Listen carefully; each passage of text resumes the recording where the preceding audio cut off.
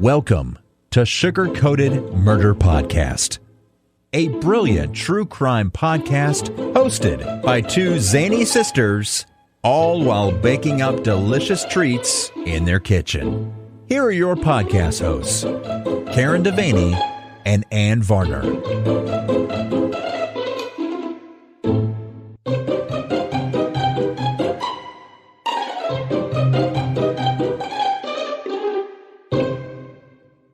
Hey y'all, hey, it's Karen Devaney. I just want to let you know that we are still on vacay, but while we're on vacay, we wanted to stitch two episodes together.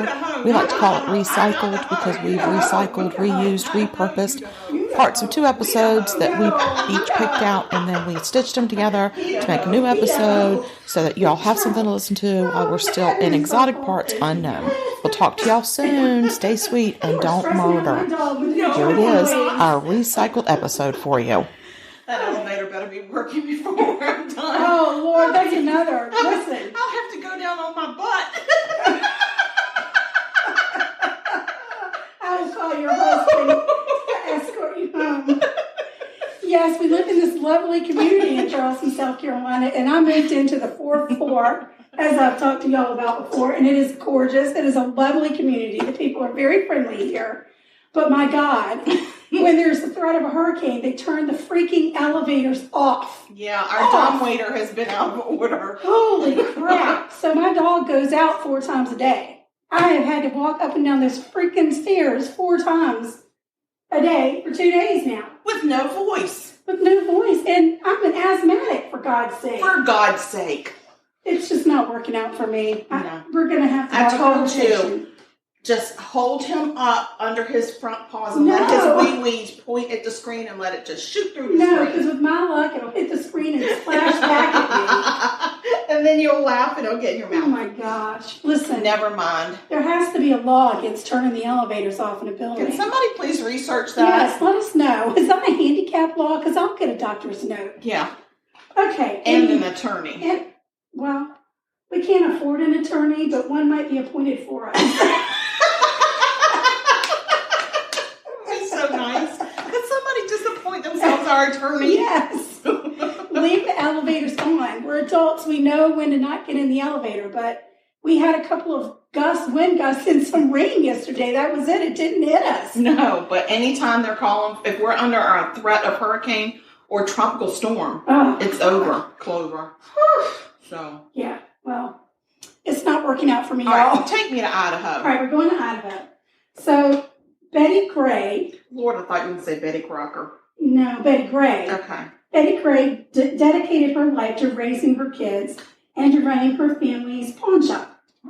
In her free time, she baked cakes for special occasions. I love her. People around town called her the Cake Lady. Betty Gray. Betty Gray, the Cake Lady. Yes, she was well-liked and extremely nice. She met her friend Rita, and that's R-E-E-D-A, not Rita, but Rita. Oh, wow. Rita Rowdy. Mm-mm. No way her name was not Rita Rowdy. It might be Roundy. Roundy? I'm not sure I can read my... I'm just going to call her Rita. That's a good idea. And she met her through work. Rita worked for a sporting good company that did business with the Gray family pawn shop. Okay. Rita was a loving and kind mother, and Betty and Rita became great friends and hung out with each other often. Oh, I like that. July 24th, 1989, a frantic call comes in to the Bonneville Sheriff's Office, which is in Idaho Falls. It was just after 7:30 in the morning on a warm July Monday, and the man on the line said that he had just discovered the bodies, the 2 bodies of his friends at Rita's house. He said they had both been shot. Police, Rita and Betty? Rita and Betty. Mother trucker. I know it. They took out that cake lady. They took out the cake lady. Yeah. And her friend. Yes. And you know she probably made cookies or something. She's probably a cookie lady. She probably did something. Yeah. Anyway. So, blah, blah, blah. They found the bodies. He said they'd both been shot. So yada. police rushed over to Rita's house where the 911 caller Leroy, leave it. Oh, God. Right through the nose. I just thought about that. Leroy, leave it. Leave it, yeah. Are you sure it's leave it? How do you spell it? It's Leavitt. Holy crap. Leave it. Leroy, leave it. Oh my gosh, I say that to Leroy all the time. I got to get the cookies. Get the cookies. And, okay, so Leroy meets the police outside of the house. He was so upset it took police a minute to get him calmed down. And he told them that the bodies of Rita and Betty were inside Rita's house. Oh my gosh. Leroy had come to the house to give Rita a ride to the airport. When he rang the doorbell, no one answered, so he walked around the house and noticed that the sliding glass door in the back was open. He walked in and yelled for the ladies. Hello. But he got no answer. Hello, ladies. Hello. He walked into the house and saw both Rita and Betty dead. And that's when he called the police. Tragic. Yeah, this is weird. This is crazy. I'm about to tell you something crazy. Hold on to your hat. Get out of the dough. That counts as a cookie. I stressed out for a minute about Rita. And so investigator. Oh no, we got investigators. It's a new one. Investigators. Investigators go into the house and they discover something that Leroy hadn't mentioned. In Rita's kitchen, on top of the counter, were 18 burned down red candles on plates in the shape of a U. What? 6 candles at the top, 6 candles down each side. So it's a U. 6. I got it. 6. I got it. Okay. Lord have mercy. In the middle were words written, Satan loves you. And they had been written, those words had been written in blood. Ew. And holy crap. Right? That's nasty. Yeah. That's scary. It's not as nasty as semen droplets, but it was pretty bad. That's bad. Yeah, because we haven't even seen the dead bodies yet. We're just at the kitchen. So what the heck are we going to see after this, right? So the investigators are thinking they were going to find a brutal murder scene, blood everywhere, typical satanic, but they don't. First, they walk into Rita's room. An investigator said if they didn't know she was dead, they would have thought she had dozed off while reading a book. What? Yep. She was sitting up in her bed with a book in her lap. Her head was hanging down just a little bit to her chest. Like she fell asleep. Right. She looked like she was sleeping. Dang. There was no evidence of a struggle. There was one gunshot wound to the side of her head that had gone in one side and straight out the other. There were no signs of violence, no sign of sexual assault. Investigators then go to the guest bedroom where they find Betty. Betty the cake lady. Again, Betty looked like she was sleeping. She was face down on the pillow with one gunshot to her head. Again, there were no signs of a struggle and no sign of sexual assault. Crazy, right? What is happening here? As investigators continue to look through the house, they take note that the house is incredibly clean. Nothing had been disturbed. Sugar, they're never going to say that about my house. No. They're never going to say. Well, if they come back and say that, I'll be like, oh my God, she was murdered. Yes, you'll know. Clean. Somebody murdered her after they cleaned, or they cleaned after they murdered, but there ain't no way it's clean. Yes. Did you set the timer? Mm-mm. Damn it. I'm sure I've been here for 2 minutes. So you're going to want to set the timer for 9 minutes. You think? Because 9 plus 2 was 11.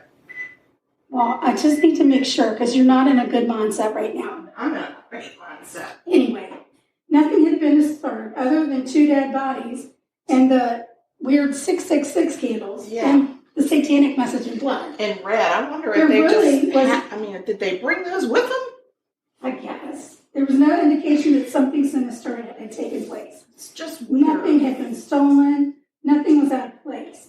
They did find some blood in the sink in the bathroom, and they noticed that the toilet seat was up, which was odd. Because it's just 2 women. Right? Leroy done went in there and tinkled, and he did not put the seat down, and that drives me freaking insane. Leave it. Leroy, leave it. No, he left it. That was the one time you don't leave it. there was evidence that the killer had made himself or herself comfortable enough to smoke 4 cigarettes and enjoy a can of Mountain Dew. Mountain Dew? Mm-hmm. Listen, and you know what? Probably Betty and Rita didn't even smoke or like smoking in the house. Probably not. And he probably took their Mountain Dew. Oh, you know he did. He didn't bring that with him. Gee, crickets. So they take the Mountain Dew can and they send it to the crime lab. What did they send? The Mountain Dew can. Oh, the can. The can. Not the can. The can. Can to the crime lab. But it was clear the killer had been wearing gloves because there was no fingerprint. Speaking from the gut.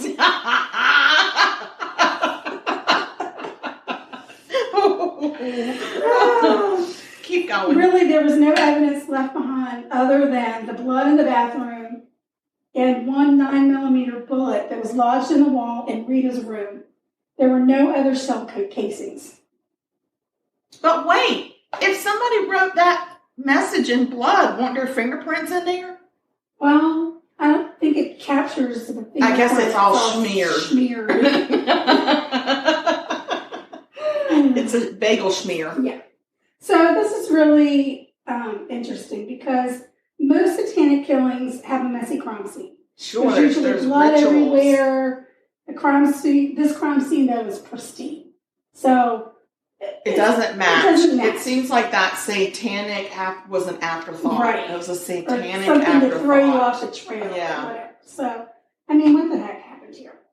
Was the killer after one of the ladies or both? Or just wanted some candles. Or, I mean, is this like a cake gone bad situation? Did he just like, want some Mountain Dew? What happened? I don't know. Betty and Rita were both happened? loving mothers. Their kids were grown. They both worked. Rita's kids were devastated. Betty's daughter had just found out that she was pregnant with her second child, and she never got the chance to share that news with her mother. Betty's husband, Bill, was also devastated. He was convinced that it was some copy. I didn't say copy. Crazy. The word is crazy occult killing. So, I don't believe it. the first step in solving the crime is to figure out a motive and who the intended target was. They did know that the words written in blood were written in Betty's blood. Oh. There were drops of blood from Betty's body to the kitchen. Investigators figured out that Betty and Rita had been murdered between 2 o'clock and 3 o'clock in the morning.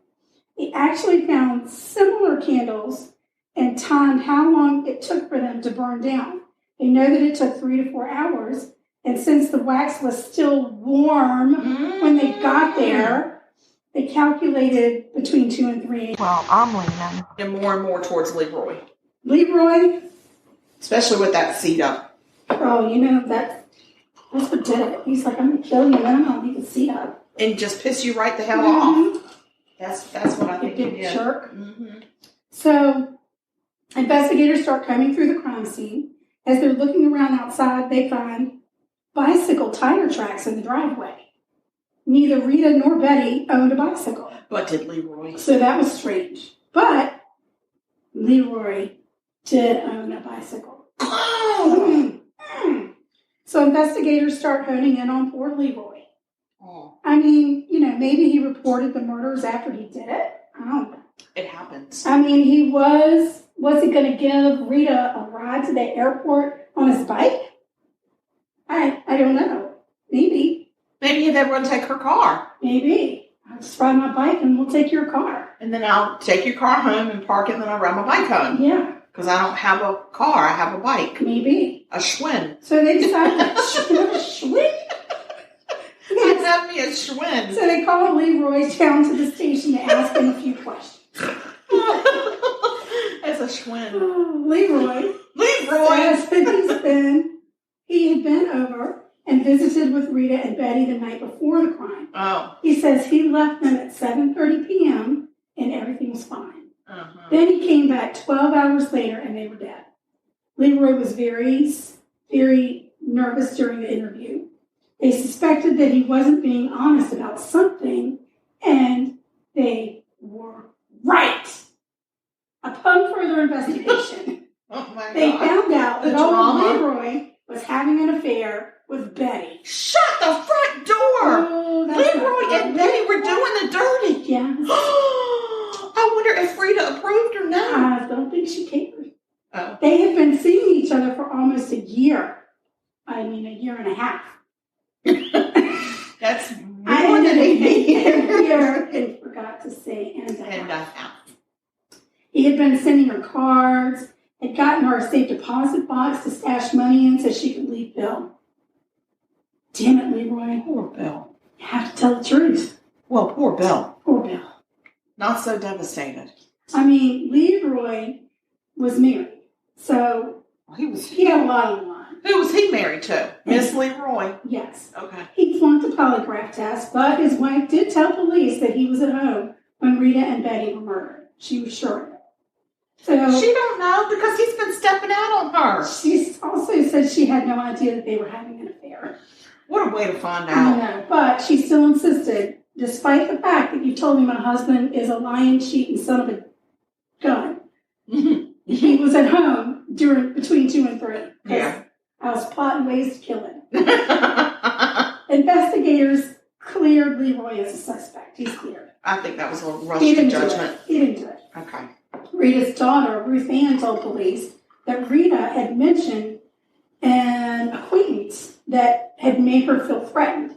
As a matter of fact, Rita had told Ruth Ann that if anything ever happened to her, this man should be investigated. Was it Bill? No. Oh. This guy's name was J.W. Dyer. J.W.? J.W. Dyer. J.W. Dyer and Rita had met while she was living in New Mexico. Oh. He had stalked her when she threatened to kill her.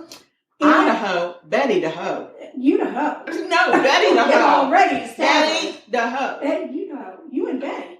Not me and Betty. I'm not stepping out. And I'm not doing it with Leroy. Let me get And rid of his that Schwinn. story. Have mercy. Dyer had threatened to kill Rita after she turned down some romantic advances that he made. Oh my God, get over the rejection, I man. know. So they tracked Dyer down and they get an alibi from him. He was at home. It's the night Oregon. they drove old Dyer down. He was at home in Oregon. The people were singing. when murder. They gave him a polygraph test, and he was eliminated as a suspect. It's a suspect. I'm trying really hard to get through this. Oh, puppy. Suspect. Oh my God! Here we go. So back to the drawing board. The cookies are ready. Can you take the cookies out, please? It's a suspect. Oh my God. So anyway, back to the drawing board. Next, they look at Rita's current boyfriend. He was a co-worker. He lived in Washington, and his name was Riley. Riley. Yeah, go Rita. Wait a minute. Hugh. His first name is Hugh. It's Hugh Riley. Woo, what Girl, you're messing up. I know. I don't even know what you're doing. Hugh. Where's the spatula? What do you need It's a spatula right here. for? I was going to put the good cookies over here. Anyway, he lived in Washington. His name was Hugh Riley. Hugh was a divorced sales rep, and Rita was in love. But according to Rita's kids, the day before Rita was murdered, she found out that stupid Hugh was in fact married. Listen, I am really appreciative of this love that these ladies are finding in their twilight years. I know. I think that's really It's sweet. going on. So Rita had actually found Hugh's wife and called to tell her what was going on. Rita was heartbroken and furious. She had no idea that Hugh was married. So now Hugh's a suspect, and so is his wife. Hugh and his wife had ironclad alibis for the night of the murder, so they were cleared. Now what? No. Investigators are stumped, and then they get an interesting call from a security guard at a local hospital. Oh my gosh. He'd seen the news coverage of the murders, and he wanted to tell police about a strange encounter that he had. Around 3 a.m. on the 24th of July, which is the day, The security guard was making his rounds in the hospital parking lot when he came upon a man putting his bicycle into his truck. The guard thought, that's kind of weird, because the man seemed like he was in a rush. He ducked down when he got into his truck. So the guard's like, dude, what are you doing? Who you is? He asked the driver if he was okay. The man was sweating profusely and said he was fine. Oh. The man then pulled away and drove off into the night. The hospital was just 3 miles from Rita's house. Oh. And investigators asked the guard for a detailed description of the man and the bicycle. Mm-hmm. The guard said was it a Schwinn? It was a Schwinn. Schwinn. The man looked to be in his 50s. He had grayish black hair, and the bike was a girl's bike. Oh my! Well, that'll stick out. And it had a wool seat pad on it. Wool? You know, for the cushion. Wool? For the cushion, your tushy. Yeah, but that's like the wool is lamb's wool. scratchy. Like the lamb's wool. Oh, that's a whole different kind of wool. Yeah, like a lamb's wool. Okay. The man was wearing a backpack. The guard worked with a sketch artist, and they came up with a composite sketch of the man. Do you have it in your book? Did you draw I drew it. I drew it in my book. Yes. Do you see it? Yes. Who do you think it is? Leroy. I think it's Bill. Oh, God. When they look at the sketch, they're stunned. They've seen this guy before. It's Betty's husband, Bill. Oh, my God. Damn it, I am a genius. I mean, first I thought it was Leroy, but then I honed right in on Bill. Yeah. Because he found out Leroy and Betty were doing the horizontal bop. One would think that would cause people to be angry as opposed to murder. And he left that seat up on purpose because he knows it gets on her freaking nerves. Investigators go to the Gray family pawn shop, and there sits the freaking truck the security guard had described. Oh, Bill, you're a dumbass. Oh, yeah. And as they're taking pictures, they notice that leaning up against the wall is a girl's bike. It's with the wool seat. With the wool itchy seat. So they start to stake out Bill, and they watch him smoke the same type of cigarette that they had found at Rita's house. You know what, Bill? It's always the cigarettes, right? I mean, people should stop smoking already. It's 2020. When they confronted Bill, he was very combative, and he said he didn't do it. And he said, I wasn't home the night of the murder. He also said he didn't know anything about any kind of an affair between Betty and Leroy. BS. Well, that was a lie. He knew that Betty was planning to leave him, and he knew that if she left, she was taking 50% of the assets, and he was not happy about that. Well, guess what? Now he's going to get zero. Right. Zero. So, and interestingly enough, they always do this. It drives me crazy. Bill had taken out a $250,000 life insurance policy on Betty that she didn't know about. I think there needs to be a law that when somebody takes a life insurance policy out on a person, that person is then sent an official letter saying this person on this date took out this life insurance policy on you in case you didn't know. I know, but they have got to find a way to get it to the person same day. Because if it goes through the mail, it could take a week, and by then you're dead. And it could be intercepted. It could be. So, courier. Phone call. I can't allow you without this person has to be notified. Yes, it's not just notified, but they need to be in person with their driver's license to prove it's them. Yeah. And we're going to take that person's fingerprints, you mother trucker. Yes. I mean, why can't we have some freaking laws around here, people? I'm doing it. I don't know what it's going to be called, but I'm going to make a movement. Yes. All right, so now we've got motive and we've got our killer. But remember, it's 1990. The murders happened in 1989, so DNA wasn't a big thing. They had no murder weapon. They had no fingerprints. The district attorney decides to move forward with the case, to not move forward with the case. He says, no, I'm not moving forward with this case. There's not enough evidence. Oh, my gosh, you stupid DA. But in 1991, the children of Rita and Betty filed a civil suit against Bill for the deaths of their mother. Wait, so Bill's own children filed a suit against Bill? Good for them. Yes. Oh. Yes. Because their dad's an asshole. Yes. He's a douche canoe. Yes. Oh. And they won. Oh, I love it. I hope he was left penniless. Well, the press got a hold of it. Good. And they put a lot of pressure on a newly elected district attorney. Well, that's the best kind to have. And wouldn't you know, that guy decides, I think maybe I should take Bill to trial for murder. Yeah, you think? So in April of 1992, that jackass Bill has now moved to New Mexico. I guess so. They find him and they... Isn't that where Rita's ex-boyfriend was that stalked her? What's happening in New Mexico? Well, they lived in New Mexico before, I guess, maybe. Whatever. There's some connection there, but I don't know what it is. Well, I don't either. So, anyway, it is. You had too much to drink.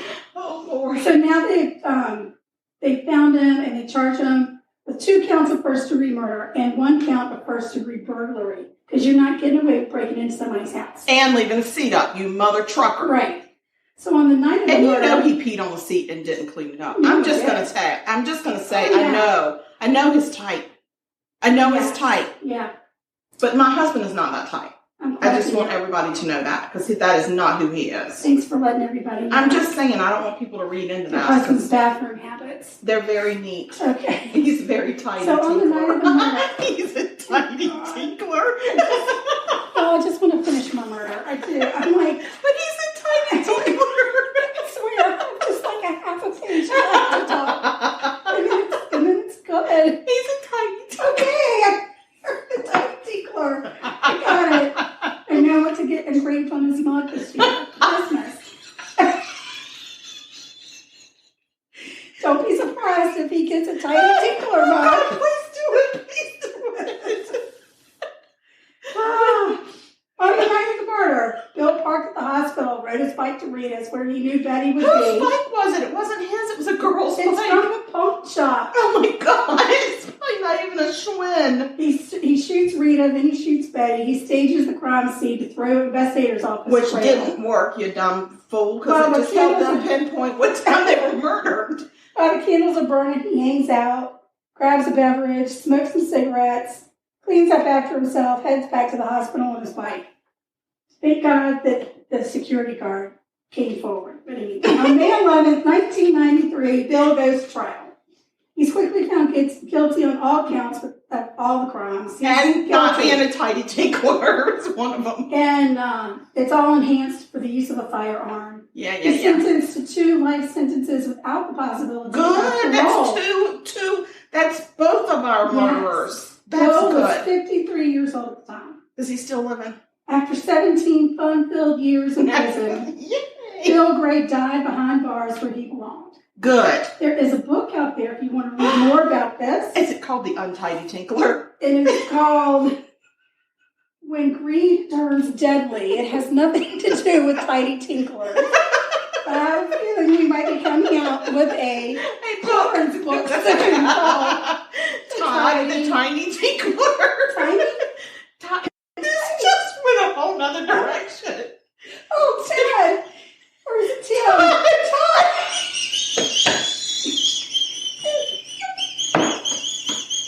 The Whistler is my sister and it's not me.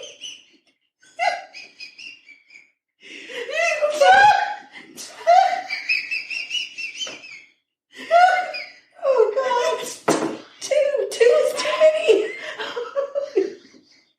Todd the Tiny Tinkler. Okay, nobody take that title of that book. It's mine.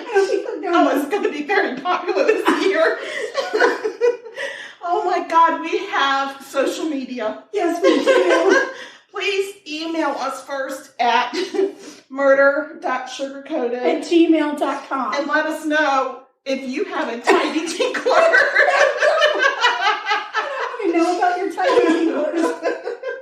Or if you also know of a semen leaving disappeared demon. I don't want to know that. Okay, never mind. Just email us because we need company. Yeah. We need some friends. Or a roll. Or give some bread. I need some white bread. Please send your Wonder Bread.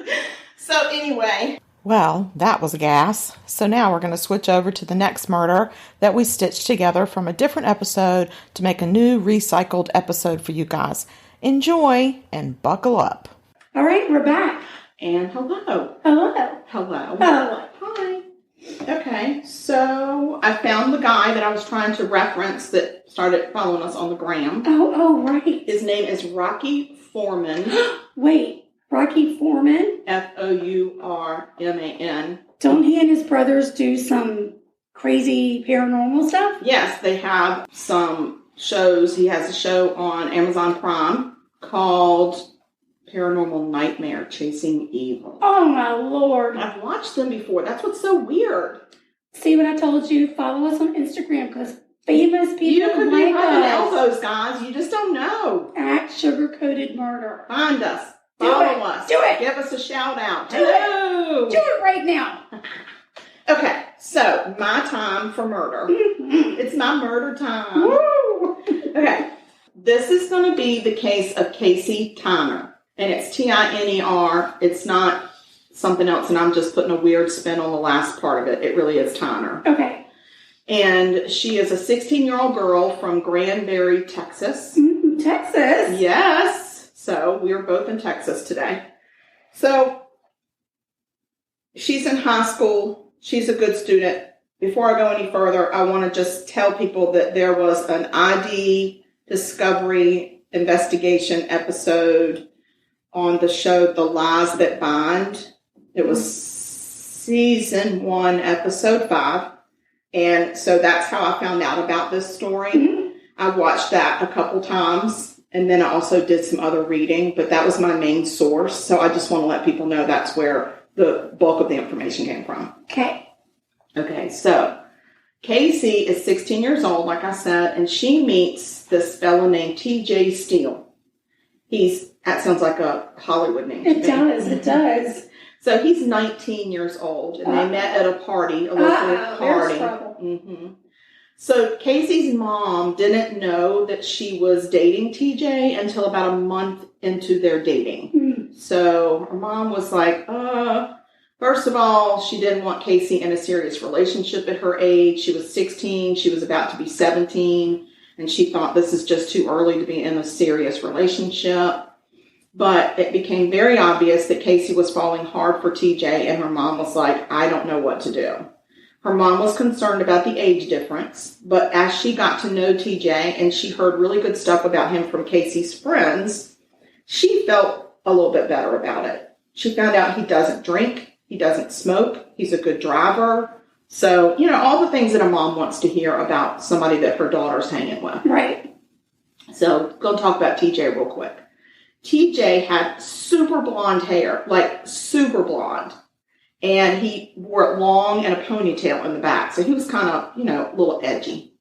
And his sister called him a vampire all the time because he had a really pale complexion. Mm-hmm. And he had this almost white towhead blonde hair that he kept in this long. And she was like, you look like a vampire because of your complexion and your hair. It's like, you're not there. Wow. So she said he also wore all black all the time. Black clothes, black trench coat, black army boots. Like he dressed the part. Right. So TJ often talked about how he didn't like the town of Granbury.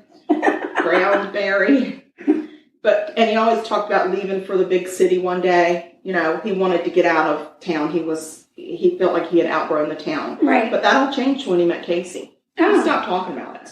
He's like, I'm good here. I'm good. Suddenly, I got things to do.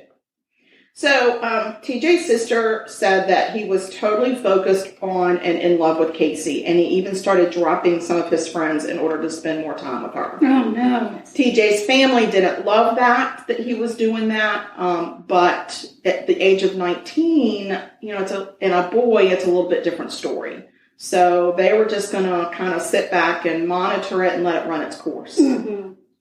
So TJ's mom said when she met Casey that girl was so shy, and she practically hid behind TJ. Like that's how shy he was, which was completely opposite of TJ, who was very gregarious, outgoing. He was just like such an extrovert. Mm. And so she was like, I'm not sure how this is even going to work. So she really didn't think it was going to go too far. Right.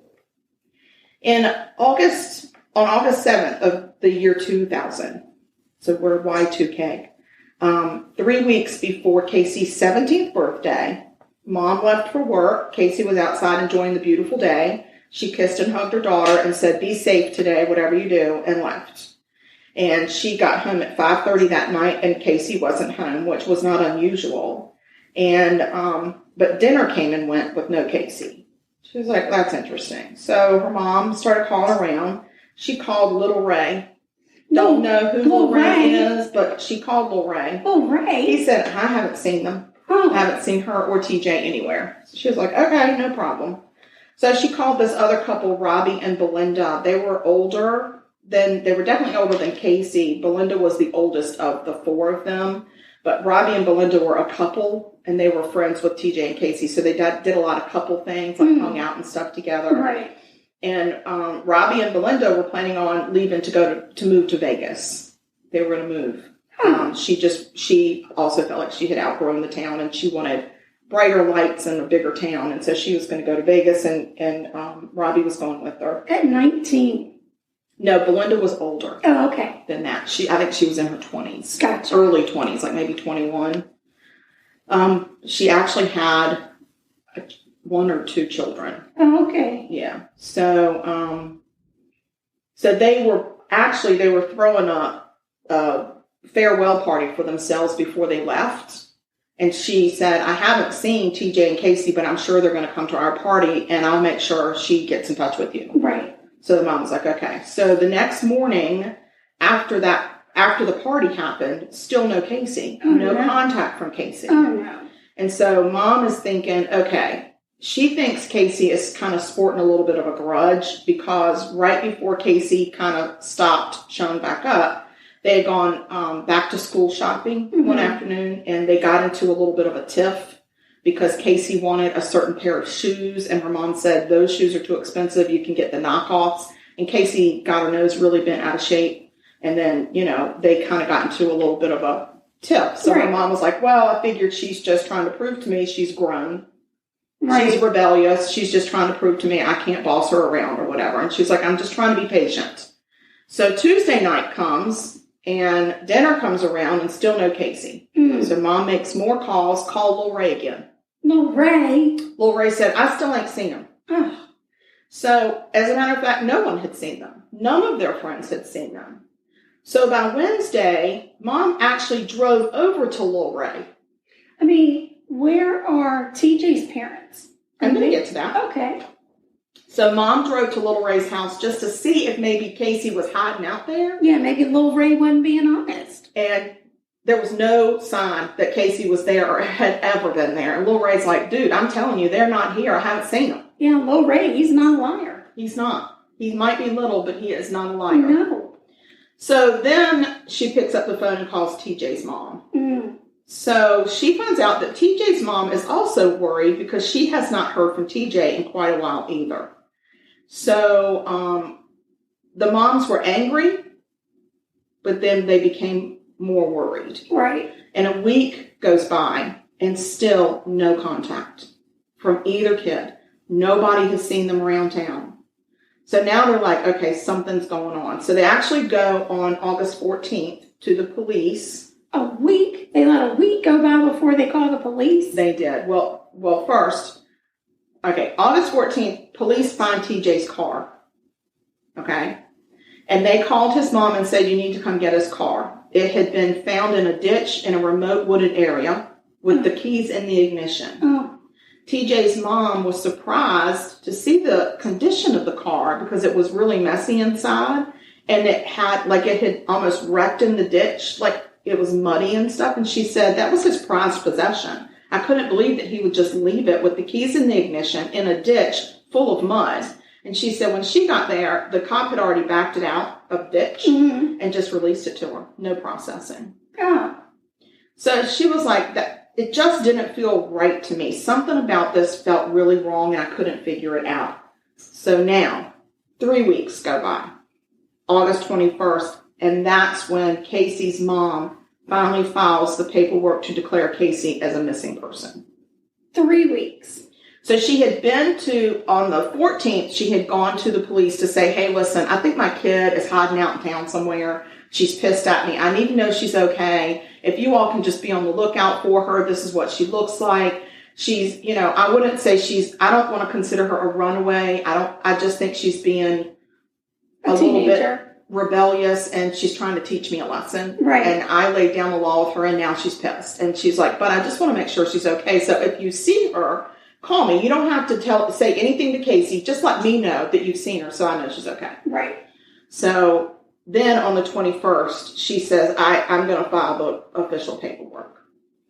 So she said, school's getting ready to start, and she said that at this point, I just felt like it was time for Casey to come home. Sure. Like, she's proven her point. She can stay out. She can take care of herself for 3 weeks in a row and not starve to death. But it's time for the kid to come home. School's starting, and it's ridiculous. So when she talked to the officers, they thought that she was also just being a rebellious runaway, and maybe she and TJ had run off to Vegas with the other couple that left for Vegas. So TJ's mom didn't believe that he would just run away. She also files the missing persons report on the same day. So the friends of Casey and TJ all assumed that they had just gone away together somewhere, like on a vacation. They thought maybe they were on vacation with their parents, or they had gone away on a vacation together before school was starting. So none of them had heard a peep of them for 3 weeks either, like nothing. So, not even the friends. Wow. No, which is kind of, you get it if she's being rebellious against the mom, but to be, you would actually probably at that point be bragging to your friends. Right. So, yeah. But anyway, so at that point, officers were thinking about filing charges against TJ for taking Casey out of state, because they thought maybe they had run off to Vegas. Right. And they said, we could file charges because he's 19, she's a minor. Right. And if he has taken her out of the state without permission of her parents, then we could file charges against him. But there was no proof that they had actually left the state. Right. Yeah, how do you file charges if you don't know? So they finally tracked down Robbie and Belinda in Vegas. And Robbie and Belinda said TJ nor Casey had gone with them to Vegas. They had not seen them at the farewell party, which they were really hurt about that, because she said, well, they're talking to Belinda, the older of all of them, the girl. And she said, as a matter of fact, the day before Belinda and Robbie were leaving town, Belinda was working the night shift at a local nursing home. So that day before her shift, the four of them all hung out together. And she said they all drove her to work, dropped her off, and they were supposed to come pick her up the next morning. And then it was going to be the party that night. Right. And then they were going to be leaving for Vegas. And she said no one ever showed to pick her up from work. She was pissed. Oh, I bet. So she said she waited an hour for them to come pick her up. She called her mom several times. Back then there were no cell phones. She left messages on her mom's answer machine. And she was like, I finally just started walking. She's like, I was so irritated and I was exhausted because I'd worked a shift over my shift.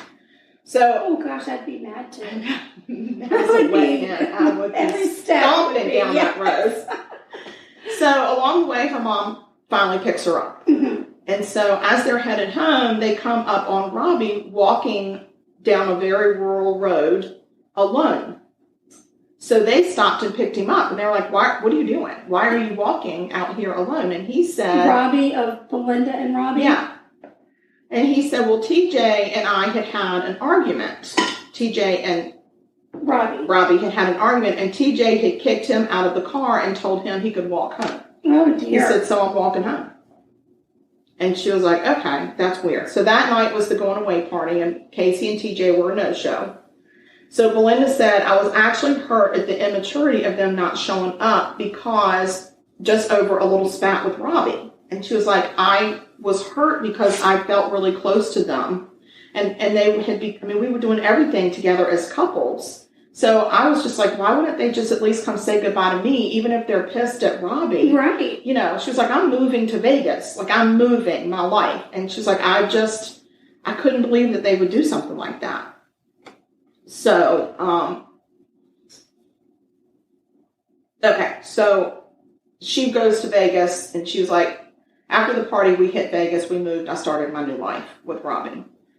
So after she had been in Vegas for about a week to 10 days, Belinda's mom had called her and said, TJ and Casey seem to be missing. And she's like, that is so crazy.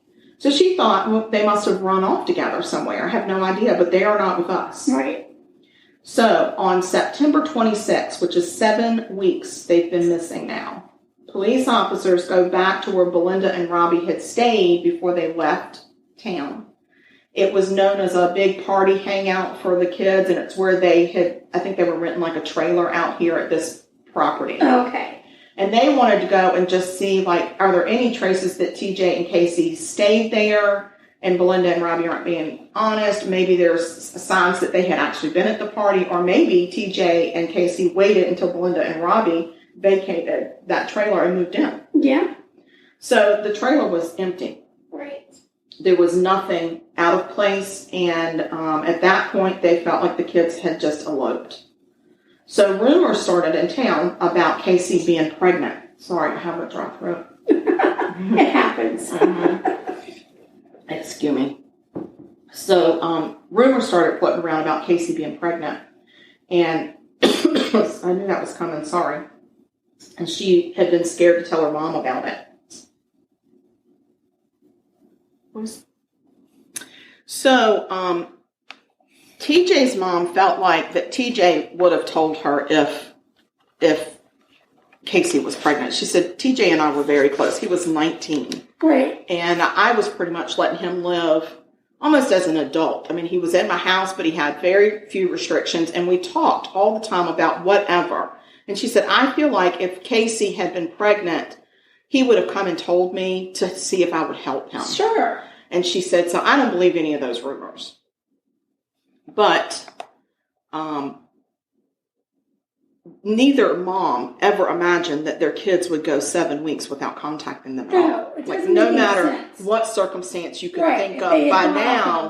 They would have at least called and said, we've eloped, she's pregnant, we're here, we're good, don't worry about us. Or send money. I don't know. You go off on another life and not be in touch with anybody. Especially your moms. Over a pair of shoes. No. Like that. No. Well, yeah, I mean, I think in the beginning, her mom was just trying to rationalize what was happening. And she's trying to live her life. And, your life doesn't just come to a screeching halt. She still has to go work her 8 hours at her job. Yeah. She's still, she's still married. She's still trying to function and trying to rationalize, where's my kid? Sure. And why is she doing this? Right.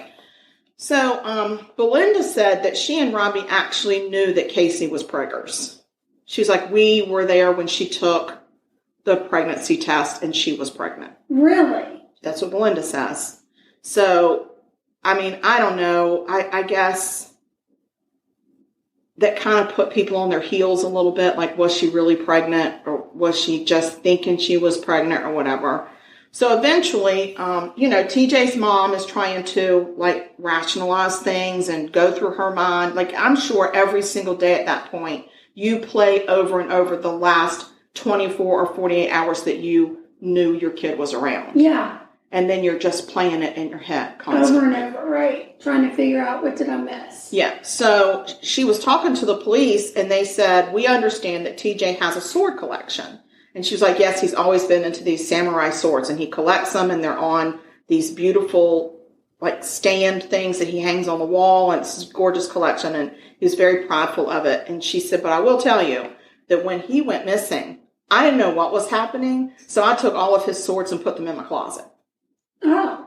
And they were like, okay, so were any of them missing? And at first she was like, I don't think so. Well, she goes home that afternoon. She starts going through the swords because she's like, I don't know. I mean, I guess I got to figure out how many he had and everything. And she's like, wait, there is one missing.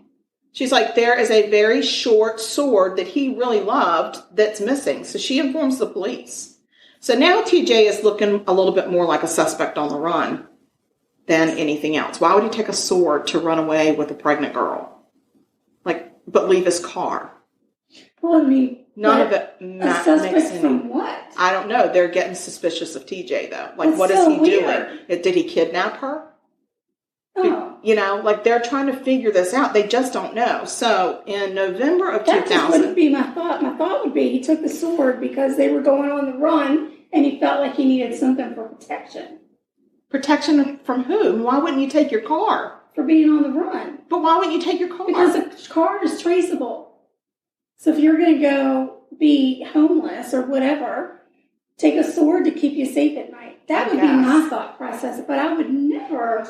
Well, his mom didn't find him suspicious, but the cops are like, maybe there's something about this TJ guy that we are missing. Right. I mean, they got to look under every rock. I guess. They really do. So anyway, in November of 2000, they've now been missing for 3 months. Oh, my God. Still no contact, no trace. Not one person has heard a peep out of them. And they're like, this really is not adding up at all. So the police actually asked the county newspaper to run an article on the missing couple to see if it would stir up leads, maybe from, other towns within the county or just somebody in the town that goes, they're running this thing and I know something. Right. Not one credible. They had lots of responses. Not one thing was credible that came through. Oh, nothing. And it's like these 2 kids had disappeared into thin air. And they're just like, this is just an enigma. We cannot figure this out. So they start looking further into TJ now. They're like, okay, we have to consider all options. So they start looking into TJ, and his friends start describing him as very goth. Oh. He liked to put hexes and spells on people. Oh, my. He liked to play this role play game where he would put on a scream mask and run around with a sword, one of his samurai swords, and everybody would go hide. And then if he found you, he would chase you down and pretend to murder you. Oh, my. Very dark. They were like, well, that's kind of weird. So the police decide, okay, there's something about this missing sword. Maybe if we find the sword, we'll find TJ. Yeah. Okay. So, but TJ's really, really close friends. He had a few, really close friends, like his bros. Right. And they described TJ as being goth and having a dark side for pretend. They said the real TJ, when you got to know him, was nothing like that. And he was a very compassionate, very caring friend. You could count on him for anything. And they said the last person that they would ever expect TJ to hurt would be Casey. Yeah. He was so protective of her. He was aware that she was the youngest girl, the youngest one in their crowd now. He was so protective. He loved her. And he was head over heels in love with her, and they said he would never harm her. Yeah, I don't know them, and I don't know anything about their story, but I'm not getting a bad vibe from this TJ. I'm just not. Me neither. So Casey's mom actually made up some missing persons flyers with both kids' pictures on it. She took a huge stack to the sheriff's office and asked if they could put one in every mailbox of the police officers and hand them out at roll calls. Right. Because if the police officers had them in their car, maybe if they saw them, they would recognize them. And so TJ's mom took a stack and said, I'll start putting these up at local gas stations. Yeah. Because if you've got somebody coming through town that sees it, they may say, oh my gosh, I saw those 2 kids the next town over. Right. So it was just weird, though, because she said at one particular gas station, she would put one up. The next day when she would go by the gas station, it had either been defaced or torn down completely. And she said they would draw horns and mustaches on the kids. They would write nasty names beside them. And she was like, it really was so hurtful and cruel that I'm looking for my lost son. That's and they're terrible. Defacing it or just ripping it down altogether and throwing it, literally not even in the trash can, it would just be in the parking lot. Wow. So she said, I finally stopped because she's like, it was just so hurtful. And I'm just like, who does that? Somebody really, really mean. Somebody that has no empathy. That's just cruel. I just think that's not just hurtful to the 2 kids that are missing. That's so hurtful to their families that are just aching for any sign of their children. So anyway, she, at some point, a carnival comes into town, and Casey's mom is like, Casey loves the carnival. She loves the carnival. There's certain rides that she would ride every year. And this poor woman would go and work her full-time job And then she would go and stand at that carnival until it closed every night, Oh, waiting to get a glimpse of her daughter, knowing that Casey cannot resist these carnival rides. And she said, people must have thought I was crazy because I was just looking into everybody's face thinking maybe she changed the color of her hair. Mm-hmm. Maybe she's right in front of me and I don't know. Right. And I would just wander around until it closed. And then the next night she'd be right there. And on the weekends, she'd go from the time it opened until the time it closed. Every single day. No sign of her. And that gives me chills because I can feel that ache. Yeah. I feel that ache in that mom's heart thinking, I just need to see my daughter. I don't even care what she has done, why she has done it. I just need to see her, lay eyes on her. Right. So I really feel her pain. So, like I said, she sees nothing. And eventually the carnival closes up and moves out of town. So in January of 2001, the kids have been missing now for 6 months. Wow. And police think they have a lead. An inmate says, I know what happened to them. They're dead, and I know what happened to them. Oh, no. So the investigators of the case go, get the inmate out, bring him to the sheriff's office, and sit him down and said, okay, what do you know? Well, it turns out he knew nothing. Of course. He was just trying to get his charges reduced, so he was just guessing, and he just wanted to talk about his case. He completely wasted their time. That's so... Wasted their time. And I think he should have time added. I do, too. I completely agree. I think there should be punishment for that. So, Casey's mom at one point was riding in a rural part of town and could have sworn she saw Casey out in front of this trailer. And she said, I didn't stop because I didn't want to scare her, but she went right to the police station and said, this is what she looked like. She's obviously dyed her hair. It's very long. It's shoulder length. She had on glasses, but I know this was my daughter. The police go, it's not her. Oh. I mean, can you just imagine? It just breaks my heart. It just breaks my heart, this poor woman. So, August of 2002, they've been missing for 2 years. And Belinda, remember her? I do. She reaches out to the police and says, I'd like to talk to you. After 2 years? Oh, my God. She wants to talk about Robbie. So she said when they were in Vegas, she felt like he knew something and wasn't saying anything. And she said, I even a couple of times asked him point blank, what did you do to those kids? What? And he wouldn't answer. He wouldn't give her any answer. Because he's the last one that saw TJ. He was the last one that saw both of them. They were all hanging out before Belinda went to work. That's the last time anybody saw them. Even though he had gotten into an argument with TJ. Yes. So she said when they were living together, she had caught him in a string of lies and finally gave him the heave-ho. She's like, he's out. He's out of my life, and I think he left Vegas. So she actually had found out that Robbie had lied to her about his discharge from the Army. He had been in the Army, and he said he had been honorably discharged. But one day, Belinda found the paperwork stating that it was due to him being a danger to himself and others. Oh, no. Not so honorable. So, and my question here is, when that happens, there has to be somebody keeping up with that person to make sure you know where they go settle. You get them help. Like, you don't just say discharge, pack your bags, and go. And we've had this case before where another person had done some murdering, and it was the same scenario. But who monitors that? Like, nobody does. I know, but who would you? Would you have them register like a sex offender register? I would have them register with the Army and make them update their address and verify the address is right, and then send a note to the police department that says this person was dishonorably discharged because we find that he is a danger to himself and the others around him. If it's that bad to be discharged from the Army, then I think that he should be ordered to get some mental health counseling before he's even discharged. I agree. Like, something has to happen. This is where we've got that break in the mental health system. Yeah, and it's just such a fine line because you can't. People fall through the cracks. You cannot infringe on people's right to privacy, but there has to be some sort of protection in place for society. I agree, and I think at some point you have to protect the majority. Yeah. Even at the sacrifice of the one single person. I mean, no, it's but sad. there are laws in place to protect your privacy. So, but when you're still in the military pretty much owns you. Pretty much. So they can order you to counseling, right, and then discharge you after counseling. But I don't think with HIPAA laws that they can tell you. I mean, I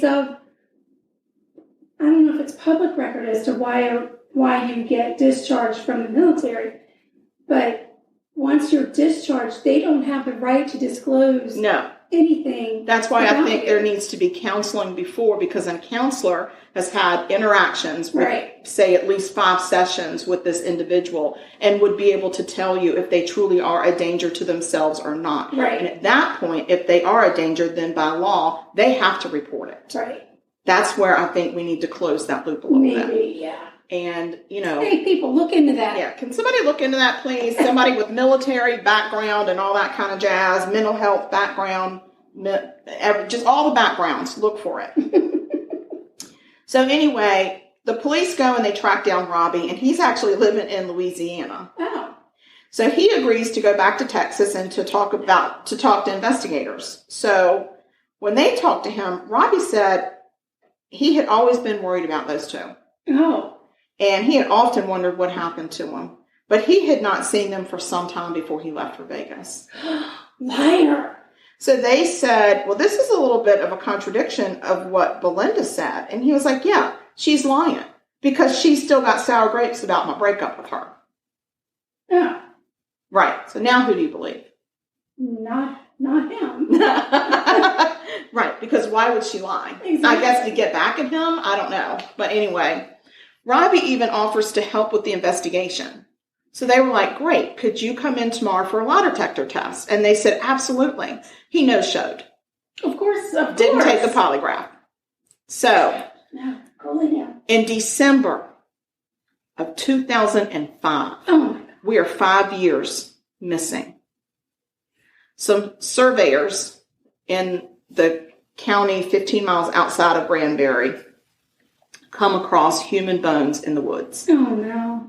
They called the sheriff's department to report it, and the police go up there, and surely there is a human skull laying right on top of the ground in the woods. Wow. There's some scattered bones around, a pair of blue jeans, and a partial driver's license.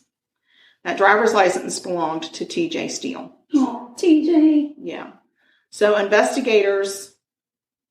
the police officers call the detectives working on the case, okay?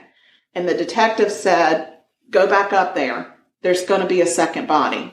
Because if TJ's up there, Casey is somewhere. Right. So they go up there and they do a grid search, but it's very heavily wooded. So eventually they just start randomly walking around because you can't even do a grid search. It's so densely wooded. Right. Great place for a bear sighting. Yes, you've been wanting to see a bear lately. Yes. So anyway.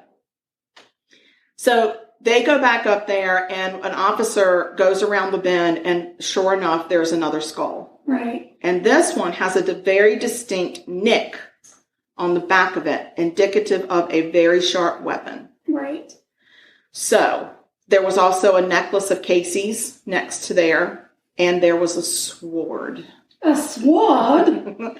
There was a sword with the handle broken off of it. Right. They sent it all out for analysis. And they notified the parents, which was horrible. Yeah. Their world just completely crashed. These people are thinking, my kid has eloped. They probably have a baby or two by now. They don't love me, but at least they're safe and they're out there together. And now they're dead. Right. So the investigation, of course, gets reopened. And they start re-interviewing all the people that were originally interviewed in the beginning. So Belinda actually shows up for her polygraph. Yeah. She tells investigators that she always thought that Robbie knew more. And so they show Belinda the evidence that they found, including the sword. Right. And she said, I got chills all over my body. And she said that sword belonged to TJ. Oh. But Robbie loved it so much that TJ had given it to Robbie. Oh, no. She said, and as a matter of fact, the night that they took me to work, it was in the car with us. I remember seeing it in the car. Oh, no. So it was in Robbie's possession.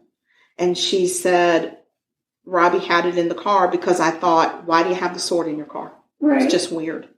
So in October of 2006, Robbie Buttry is his name. He was finally arrested and charged with double homicide.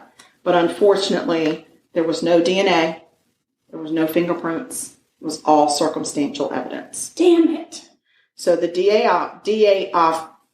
DA's office goes to the parents. Right. And said, we have to make a plea deal. If you want him to see any jail time, it's going to have to be a plea deal because this is not enough to prove he's guilty in a trial. We have nothing except circumstances. Right.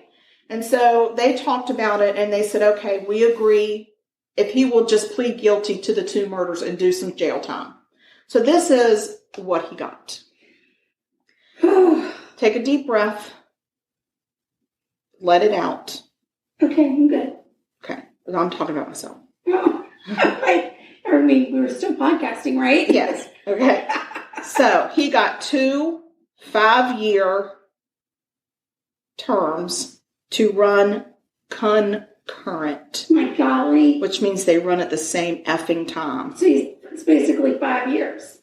But when he gets credited for time served while awaiting trial, he is released after 2 years. Wow. In 2011. What the flippin' hell? What the flippin' hell? What the flippin' hell? 2 years. 2 freaking years.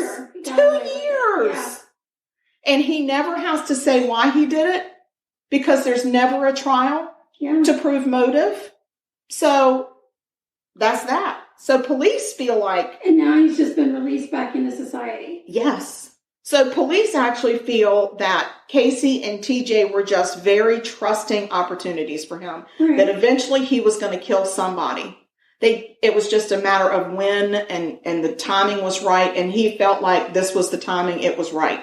It was just the 3 of them. He probably lured them up into this wooded area to go hiking or whatever. And he probably killed TJ first. And he probably, because there were no bones. I mean, they didn't find a lot of bones, but there was nothing that showed any strike marks. They think it was, he stabbed him probably and he bled out right there.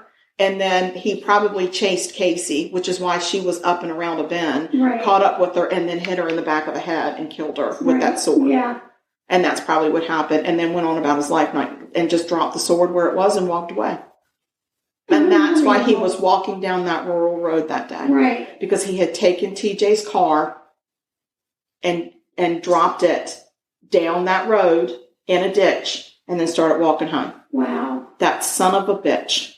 That's crazy. So I just want to let you know that 17 years to the day he killed them, he was killed in a head-on car collision. Oh, that's just too bad. That is called karma doesn't forget. Yes.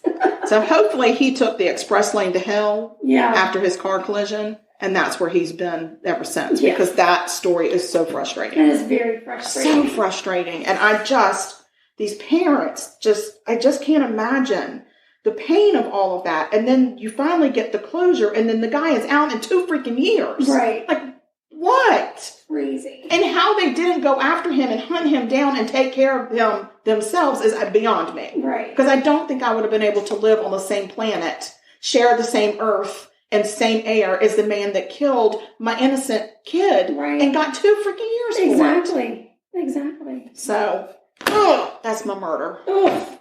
Frustrating. That's a frustrating one. Yeah, that was pretty bad. Yeah. So, but, I mean, yours was great. So, there's that. No, I don't think so. But what did you tell me the murder? It wasn't. He was called the Candyman. The press called him the Candyman, but the murder was called the Pixie Sticks murder. Oh, I bet you the Pixie Sticks company didn't want that to. Yeah, and some people call it the man who stole Halloween or something. I don't know. It's almost like the Grinch that stole Christmas. I know. Except it's the Ronald McDonald that stole Halloween. Yeah. Except his name was O'Brien. It was O'Brien, and he didn't steal Halloween. He stole the life of his child. That's just diabolical. It is diabolical. Gosh. Okay, well, With guys, cyanide. happy freaking Halloween I mean, already. good grief. Well, It makes me want to stay away from almonds, though. I'll tell you that. yeah, don't eat a lot of them. You'll Yeah. end up with cyanide poisoning. Golly. We don't like that. We love an almond pound cake. I know. Well, maybe not. And I like an almond joy, and I love a Hershey chocolate bar with almonds. Wait, you like an almond joy? I do, because I like the coconut. That's gross. That's because you're allergic to the coconut. I don't know. Coconut always it's just gross. It gets up in your mouth. Yeah. It gets all up in your mouth. That's But I don't disgusting. mind it. I like it. I like the almond joy. Don't like the mounds. Huh. Because without the crunch of the almond, I can't take the coconut. Yeah, because almond joy's got nuts. Mm-hmm. Mounds don't. Sometimes you feel like a nut. Yeah. Sometimes, well, I just always feel like a nut. Yeah. It's because you are a nut. Oh, super good. Well, the nice part is we've already reviewed our social media thing. We did. We already did our spiel. We did. We did our We spieled. We And we'll spieled do it just one more time real quick. Instagram. at Sugar Coated Murder. At Sugar Coated Murder. Email. Murder.sugarcoated. At gmail.com. Facebook. Sugar Coated Murder podcast. Or, Fan page. no, or Sugar Coated Murder fan page. Sugar Coated Murder podcast fan page. One is the business one. Who cares about the business one? I do. That's how people find us to begin with, you ninny nuggins. I don't know. Ninny muggins. What's it called? It's a Ninny Muggins. No, I've moved on to Christmas already. Yay! I'm ready to start decorating right now. Anywho, so, Real tree. We've got a link. Find it. if you don't say that right, I'm going to knock your What's it head called? off. Link tree. Because it's a tree of links. Dial into it. Jeez. I'm trying so hard. I don't understand. I don't understand either. Buy us a cup of damn tea. Yeah, buy us a spot of tea. Buy us a spot of tea, or just find all of our merch stuff in there. Hey, anybody that's got a dog, Oh my God! We I now just have- ordered. Did Trout, you? A nice. sweatshirt. Yeah. What color did you get? Gray. Okay, so I'm getting ready to order one too. Yeah. They're the cutest little canine hoodies, and it actually has a hood, so it's adorable. But on the back of it says "Sugar Coated Murder Barking Team." That is freaking Oh, adorable. it's so fun. So get your canines a sweater, and it's all different colors, like purple, pink, red, gray, black, white, blah, blah, blah, blah, blah, blah, orange, I don't know, all the colors. Yeah, and if all you of find our link In Linktree, in Linktree, because it's a tree of links, yes, if you You'll go to be able the to first, find- so there are like 3 different merchant, but our the very sweatshirt, first one is where the most merchandise is. that's Teespring, Yes, that's the Teespring one. and that's where the dog sweater hoodies are. Yeah. So, and if you can't find the Linktree, or if you can't find the link to Teespring to find us, email us Oh my God! and ask us for it, and we will give it to you You personally. know what else you can do in Facebook? Once you're on our fan page, you can message us in Facebook. Yes, or if you're on the Instagram, just send me a private message on Instagram. It's Yeah. DM. Just slide into my DM. Oh, it's very spicy. All right, speaking of spicy, this loaf smells divine. Oh my gosh. So we're going to pause real quick so we can get it out of the oven and get it sliced up so we can eat it. We're not going to edit. We're going to eat it. I'm going to edit this podcast. Yeah, it's going to need some editing. All right, so please pause. Okay, bye. No, just hold on. Okay, we're back. This thing is steamy. The butter melted instantly. Yeah, it's almost crumbly because My fingers are burning. Yeah, because Getting it out of the I've got pan. a fork that I'm going to use, but it smells so good, guys. It smells like fall. It is. Oh, love it. I'm so thankful that we do these in our kitchen because the smell that lingers is just Yes. divine. Oh my gosh, it's wonderful. So, and I just want to tell you that your dog has been such a gem today. Yes, because he took a a calm pill. I love that we have podcast. finally found the calm pill, Yeah. and that you believe in them now, Yes. and that you're not scared of them, and No. that you're willing to pop one to your dog. Yes, it makes everybody happy, including Him. He's so happy. He's not even shaking. He's just No, chilling he is. like a villain up He in his is. blanket in his chair. He's being a dog. He's being a doll baby. Yes. All right, guys, I'm going to eat this. Me too. I got to blow on it. Look. Okay. And now. Yeah. Mm. Oh my God. Mm. Y'all are just not going to believe so this good. is insane. Oh, I got to have some water because it is. Mm-hmm. Try this recipe. It's a Weight Watchers Don't recipe. eat it when it's this hot. You might get a blister. It's very hot, but it's good. Tomorrow morning, when we slice it, put a pat of butter on it and toast it in the oven. Oh, And have it with our coffee. It is going to because be then it gets like the crispy outer just edge, a and little it's still nice and soft in the middle. Oh, it's so Delightful. good. Yes, but you know what? You can also serve it a little bit heated up with a little scoop of vanilla ice cream. Oh, Lord. Now you're talking. Now I'm talking. All right, guys. We love y'all. We do. Stay sweet. Don't murder anybody. Because if you murder people, If you kill people, we will talk about you. yes. But talking about bad stuff, it's fun. Tons. Okay, guys. We love you. Stay sweet, and we'll talk to you soon. Peace out. Bye. Bye now. This has been Sugar Coated Murder Podcast, a deliciously entertaining true crime podcast. Like what you heard? You can always explore past episodes by visiting sugarcoatedpod.com. Don't forget to like our Facebook fan page and share with friends. Thanks for listening to Sugar Coated Murder Podcast.